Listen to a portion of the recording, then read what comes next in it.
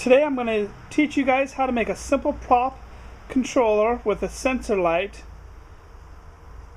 First thing you need to do is go ahead and go to Home Depot or your local store and get one of these lights. This one here ran me $11. And then if you want your prop to have sound that turns on with the motion, you'll need an MP3 player and speakers. These speakers I got for $9 at Big Lots. Then you'll need motors for moving parts. You can use the traditional windshield motor that people use, the wiper motors. You can get these at monsterguts.com, or you can use these little deer motors. These are kind of a Christmas motor found in those deers that move. These motors are only about $3 each, so I'll put a link on to where to find them. They do not come with the power source. However, I get all my power sources from the thrift store. Just go ahead and take your motor in, and then go to the thrift store and start plugging in the different power sources. That's what I do, and I got a bag full of them. I just get them all about $1 a piece. Then for the lights on the inside, there's a bunch of different lights you can get.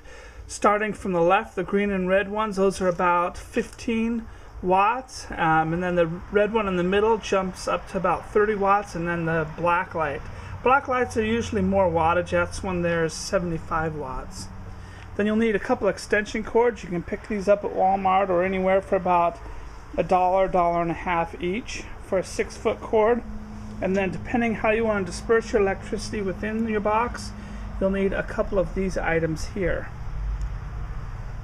And then some snippers and extra wire. Okay, so this is my motion light right out of the box. Now, as you can see here, above the sensor is a little switch here. You want to make sure that switch goes on to test. Make sure the unit you buy does have test, because when it's on test, it'll stay on 3 to 5 seconds when somebody walks by or triggers it. And that's how you'll turn your prop on. So the first thing you do in the back is you have to hook your wires up. So I take the power wires right in the back of my unit here, and I'm just going to use wire nuts to connect them to my wire.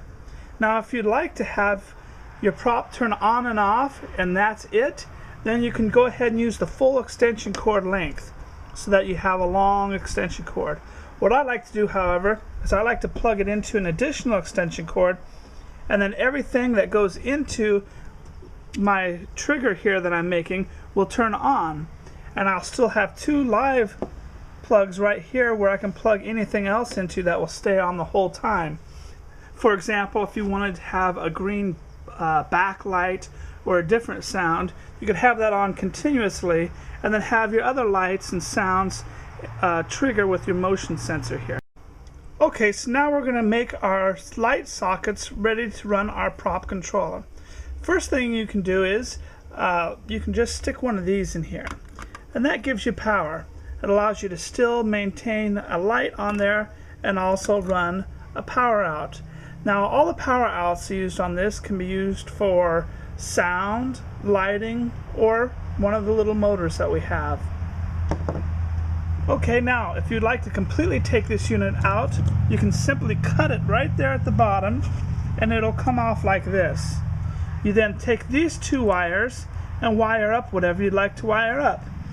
Now it's pretty cool because this sensor here is relatively cheap, and you can use this sensor and unit to run Boo Box, Pickaboo, or Nerve Center, or any of the other prop controllers.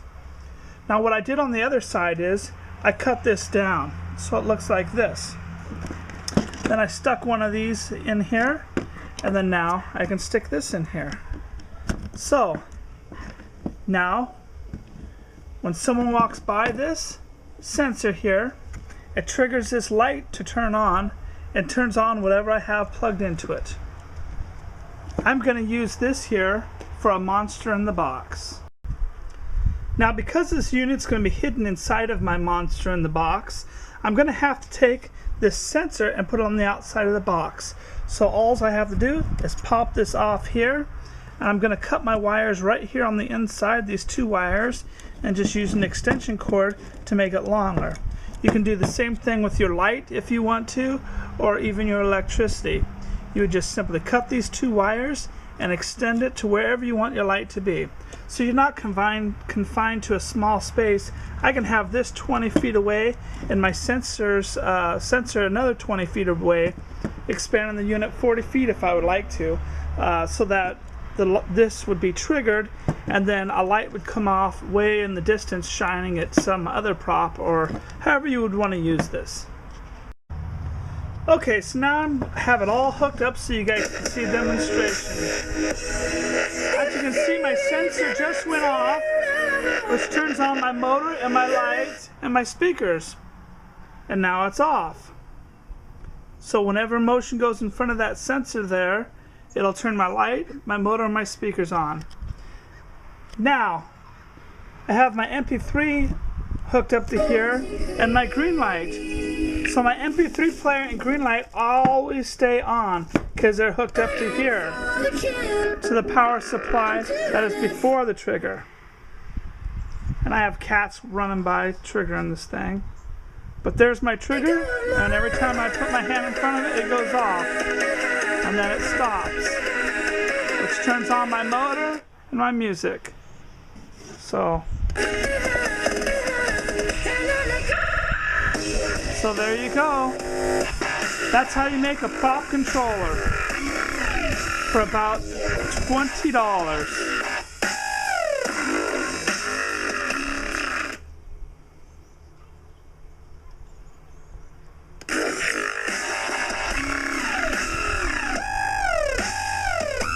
Hope you guys liked it.